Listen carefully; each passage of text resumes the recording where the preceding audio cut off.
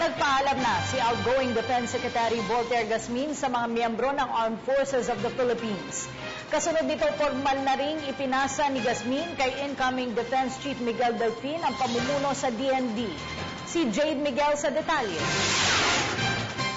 Formal nang ipinasa ni outgoing Defense Secretary Voltaire Gasmin ang pamumuno sa Department of National Defense kay incoming Secretary Delfin Lorenzana.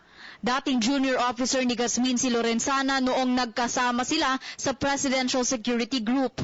Si Lorenzana ay naging pinuno rin ng Office of Veterans Affairs ng ating embahada sa Washington, D.C. I want to give particular recognition to the contributions of my immediate predecessor, Secretary Gasmin.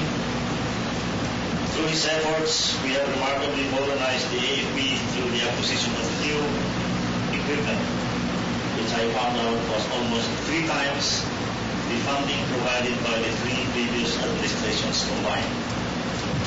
It will be a hard act to follow. Ayon kay Lorenzana, isa sa magiging prioridad ng kagawaran ang pagtugis sa Abu Sayyaf at pagtulong sa pambansang pulisya sa pagresolba sa iligal na droga. Ang unahin natin yung Abu Sayyaf. Yan, kasi yun yung utos ng bagong presidente.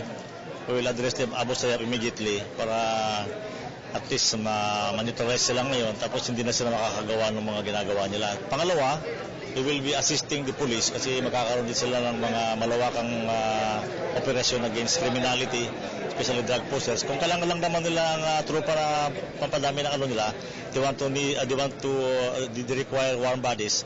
Mag-support kami. Para naman kay Gasmin, sa loob ng 6 na taon niyang pamumuno sa DND, ang issue sa West Philippine Sea ang pinakamahirap na tungkulin na kanyang hinarap. It was very difficult in the sense that you do not know how to tackle it. So you have to tackle it, it cannot be one by one, it will be all at the same time. Maliban sa issue sa West Philippine Sea, kabilang din sa hinarap ni Gasmin sa kanyang panunungkulan ang naging kaguluhan sa Zamboanga, kidnapping ng Abu Sayyaf, pagresponde sa mga biktima ng Bagyong Yolanda at ang pinakamalagim na pagpatay sa mga miyembro ng Special Action Force noong 1 taon.